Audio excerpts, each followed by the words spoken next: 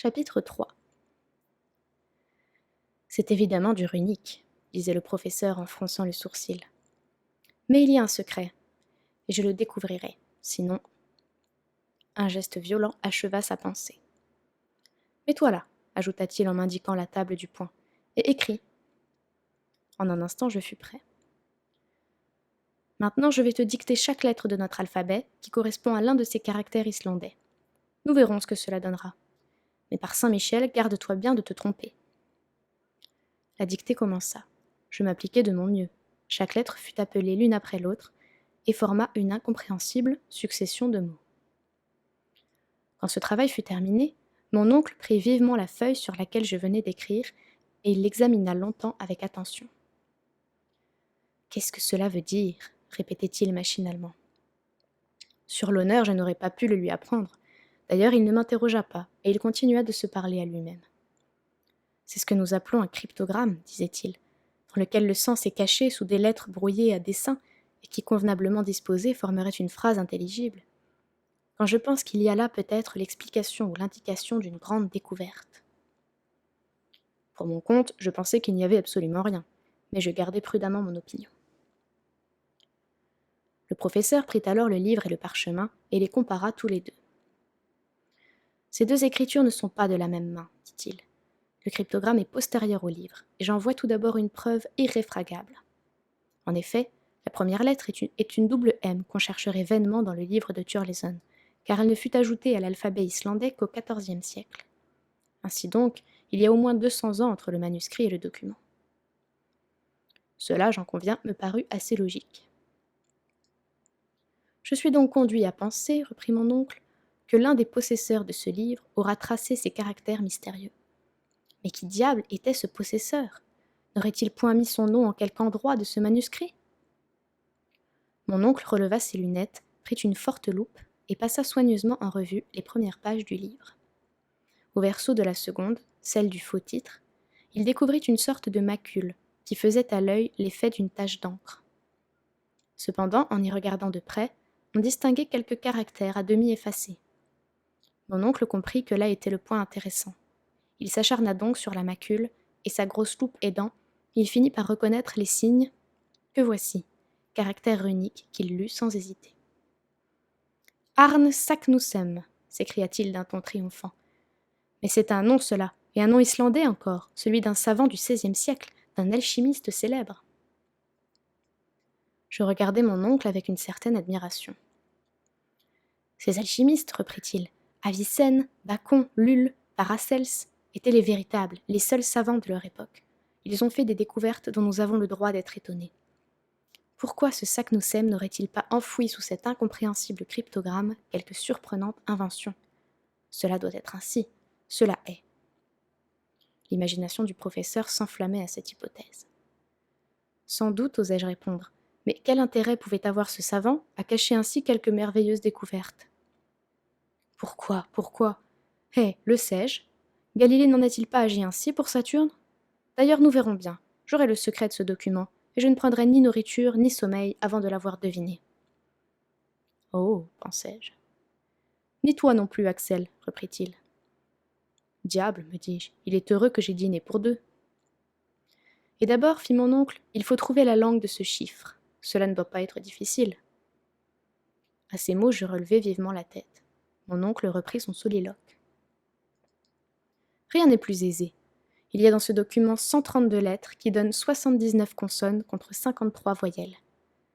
Or, c'est à peu près suivant cette proportion que sont formés les mots des langues méridionales, tandis que les idiomes du Nord sont infiniment plus riches en consonnes. Il s'agit donc d'une langue du Midi. Ces conclusions étaient fort justes. Mais quelle est cette langue ? C'est là que j'attendais mon savant, chez lequel cependant je découvrais un profond analyste. Ce Saknussemm, reprit-il, était un homme instruit. Or, dès qu'il n'écrivait pas dans sa langue maternelle, il devait choisir de préférence la langue courante entre les esprits cultivés du XVIe siècle, je veux dire le latin. Si je me trompe, je pourrais essayer de l'espagnol, du français, de l'italien, du grec, de l'hébreu, mais les savants du XVIe siècle écrivaient généralement en latin. J'ai donc le droit de dire, a priori, ceci est du latin. Je sautai sur ma chaise. Mes souvenirs de latiniste se révoltaient contre la prétention que cette suite de mots baroques pût appartenir à la douce langue de Virgile. Oui, du latin, reprit mon oncle, mais du latin brouillé. À la bonne heure, pensai-je. Si tu le débrouilles, tu seras fin, mon oncle. Examinons bien, dit-il, en reprenant la feuille sur laquelle j'avais écrit. Voilà une série de 132 lettres qui se présentent sous un désordre apparent. Il y a des mots où les consonnes se rencontrent seules, comme le premier, nrls, d'autres où les voyelles, au contraire, abondent, le cinquième par exemple, eneif, ou l'avant-dernier, oseibo.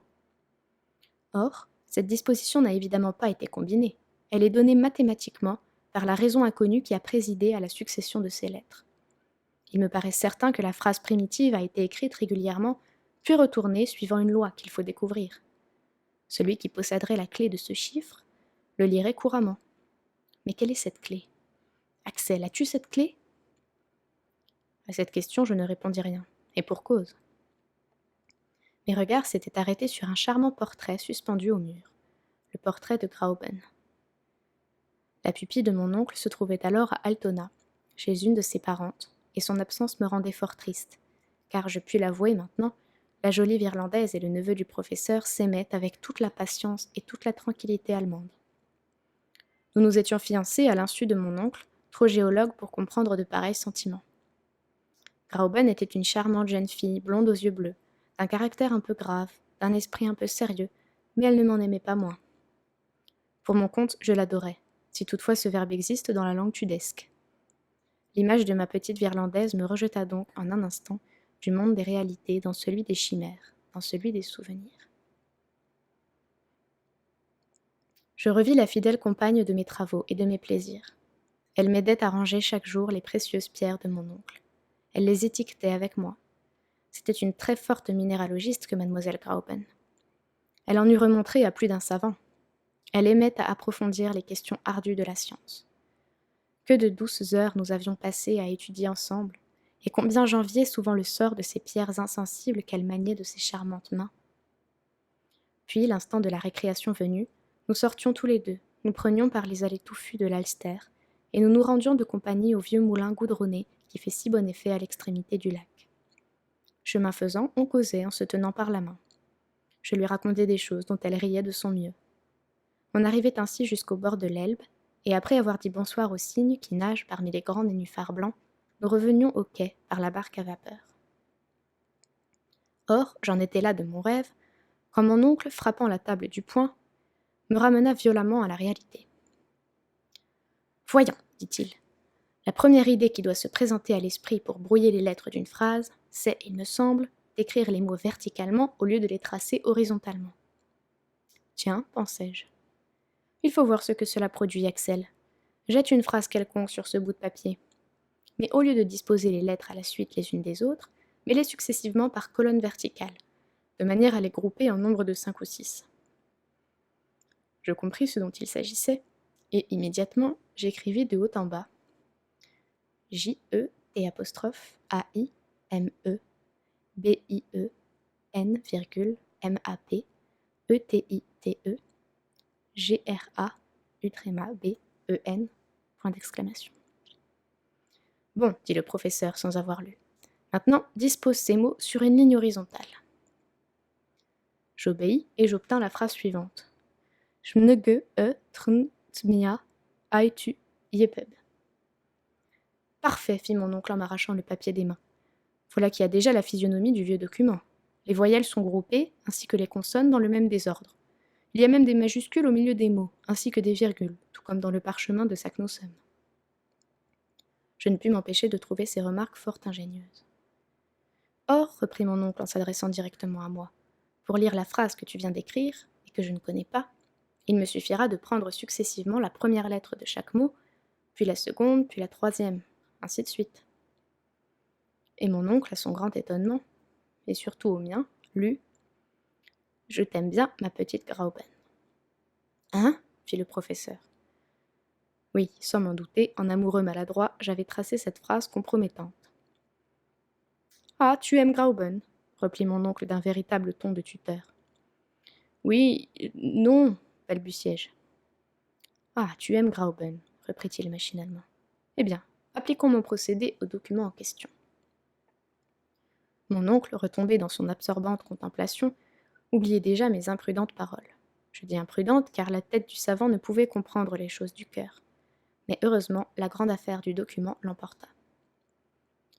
Au moment de faire son expérience capitale, les yeux du professeur Lidenbrock lancèrent des éclairs à travers ses lunettes. Ses doigts tremblèrent lorsqu'il reprit le vieux parchemin. Il était sérieusement ému. Enfin, il toussa fortement, et d'une voix grave, appelant successivement la première lettre puis la seconde de chaque mot, il me dicta la série suivante. Messun Kassenra isvdok segnitamurt, essertseret, rotaivzadua, ednesesadn, lakarniu gistarak, sarmutabildmek, meretarsiluko islefensnel. En finissant, je l'avouerai, j'étais émotionné. Ces lettres, nommées une à une, ne m'avaient présenté aucun sens à l'esprit. J'attendais donc que le professeur laissât de dérouler pompeusement entre ses lèvres une phrase d'une magnifique latinité. Mais qui aurait pu le prévoir ? Un violent coup de poing ébranla la table. L'encre rejaillit, la plume me sauta des mains. « Ce n'est pas cela !» s'écria mon oncle. « Cela n'a pas le sens commun. » Puis, traversant le cabinet comme un boulet, descendant l'escalier comme une avalanche, il se précipita dans Königstrasse et s'enfuit à toutes jambes. Chapitre 4. « Il est parti ?» s'écria Marthe en accourant au bruit de la porte de la rue qui, violemment refermée, venait d'ébranler la maison tout entière. « Oui, répondis-je, complètement parti. »« Eh bien, et son dîner ?» fit la vieille servante. « Il ne dînera pas. »« Et son souper ? Il ne soupera pas. »« Comment ?» dit Marthe en joignant les mains. « Non, bonne Marthe, il ne mangera plus, ni personne dans la maison. Mon oncle Lidenbrock nous met tous à la diète, jusqu'au moment où il aura déchiffré un vieux grimoire qui est absolument indéchiffrable. » Jésus, nous n'avons donc plus qu'à mourir de faim. Je n'osais pas avouer qu'avec un homme aussi absolu que mon oncle, c'était un sort inévitable. La vieille servante, sérieusement alarmée, retourna dans sa cuisine en gémissant. Quand je fus seule, l'idée me vint d'aller tout conter à Grauben. Mais comment quitter la maison ? Le professeur pouvait rentrer d'un moment à l'autre, et s'il m'appelait, et s'il voulait recommencer ce travail logographique qu'on eût vainement proposé au vieil Oedipe ? Et si je ne répondais pas à son appel, qu'adviendrait-il ? Le plus sage était de rester. Justement, un minéralogiste de Besançon venait de nous adresser une collection de géodes siliceuses qu'il fallait classer. Je me mis au travail. Je triais, j'étiquetais, je disposais dans leurs vitrines toutes ces pierres creuses au-dedans desquelles s'agitaient de petits cristaux. Mais cette occupation ne m'absorbait pas. L'affaire du vieux document ne laissait point de me préoccuper, étrangement. Ma tête bouillonnait et je me sentais pris d'une vague inquiétude. J'avais le pressentiment d'une catastrophe prochaine. Au bout d'une heure, mes géodes étaient étagées avec ordre. Je me laissai aller alors dans le grand fauteuil d'Utrecht, les bras ballants et la tête renversée. J'allumai ma pipe à long tuyau courbe, dont le fourneau sculpté représentait une naïade nonchalamment étendue. Puis je m'amusai à suivre les progrès de la carbonisation, qui de ma naïade faisait peu à peu une négresse accomplie. De temps en temps, j'écoutais si quelque pas retentissait dans l'escalier, mais non.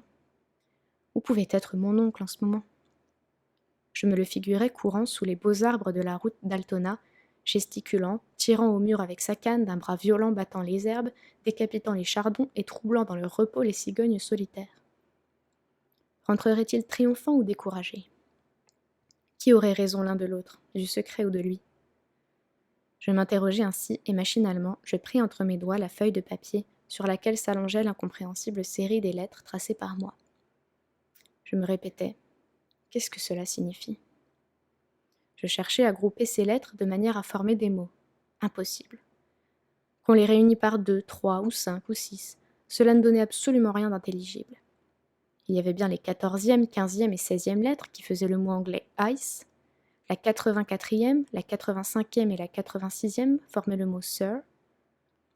Enfin, dans le corps du document et à la 3e ligne, je remarquai aussi les mots latins « rota »,« mutabile »,« ira »,« nec »,« atra ». Diable, pensai-je, ces derniers mots sembleraient donner raison à mon oncle sur la langue du document. Et même, à la 4e ligne, j'aperçois encore le mot « luco » qui se traduit par « bois sacré ». Il est vrai qu'à la 3e ligne, on lit le mot tabiled, de tournure parfaitement hébraïque, et à la dernière, les vocables mère, arc, mère, qui sont purement français. Il y avait là de quoi perdre la tête. 4 idiomes différents dans cette phrase absurde.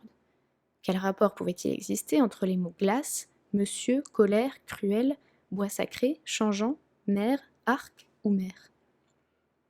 Le premier et le dernier seuls se rapprochaient facilement. Rien d'étonnant que dans un document écrit en Islande, il fût question d'une mer de glace. Mais de là à comprendre le reste du cryptogramme, c'était autre chose. Je me débattais donc contre une insoluble difficulté. Mon cerveau s'échauffait, mes yeux clignaient sur la feuille de papier. Les 132 lettres semblaient voltiger autour de moi, comme ces larmes d'argent qui glissaient dans l'air autour de notre tête, lorsque le sang s'y est violemment porté. J'étais en proie à une sorte d'hallucination. J'étouffais. Il me fallait de l'air. Machinalement, je m'éventai avec la feuille de papier dont le verso et le recto se présentèrent successivement à mes regards. Quelle fut ma surprise quand dans l'une de ces voltes rapides, au moment où le verso se tournait vers moi, je crus voir apparaître des mots parfaitement lisibles, des mots latins, entre autres craterem et terrestre. Soudain, une lueur se fit dans mon esprit. Ces seuls indices me firent entrevoir la vérité. J'avais découvert la loi du chiffre. Pour comprendre ce document, il n'était pas même nécessaire de le lire à travers la feuille retournée. Non, tel il était, tel il m'avait été dicté, tel il pouvait être épelé couramment. Toutes les ingénieuses combinaisons du professeur se réalisaient. Il avait eu raison pour la disposition des lettres, raison pour la langue du document. Il s'en était fallu de rien qu'il pût lire d'un bout à l'autre cette phrase latine, et ce rien, le hasard venait de me le donner. On comprend si je fus émue, mes yeux se troublèrent. Je ne pouvais m'en servir. J'avais étalé la feuille de papier sur la table, il me suffisait d'y jeter un regard pour devenir possesseur du secret. Enfin, je parvins à calmer mon agitation. Je m'imposai la loi de faire 2 fois le tour de la chambre pour apaiser mes nerfs, et je revins m'engouffrer dans le vaste fauteuil. « Lisons, m'écriai-je, après avoir refait dans mes poumons une ample provision d'air. Je me penchai sur la table. Je posai mon doigt successivement sur chaque lettre, et sans m'arrêter, sans hésiter un instant, je prononçai à haute voix la phrase tout entière. Mais quelle stupéfaction, quelle terreur m'envahit! Je restai d'abord comme frappé d'un coup subit. Quoi? Ce que je venais d'apprendre s'était accompli. Un homme avait eu assez d'audace pour pénétrer. Ah, m'écriai-je en bondissant. Mais non, mais non. Mon oncle ne le saura pas. Il ne manquerait plus qu'il vînt à connaître un semblable voyage. Il voudrait en goûter aussi. Rien ne pourrait l'arrêter, un géologue si déterminé. Il partirait quand même, malgré tout, en dépit de tout, et il m'emmènerait avec lui, et nous n'en reviendrions pas. Jamais, jamais. J'étais dans une surexcitation difficile à peindre. Non, bon, ce ne sera pas, dis-je avec énergie.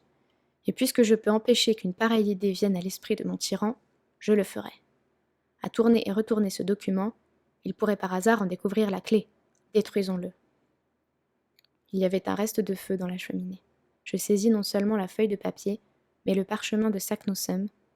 D'une main fébrile, j'allais précipiter le tout sur les charbons et anéantir ce dangereux secret, quand la porte du cabinet s'ouvrit. Mon oncle parut.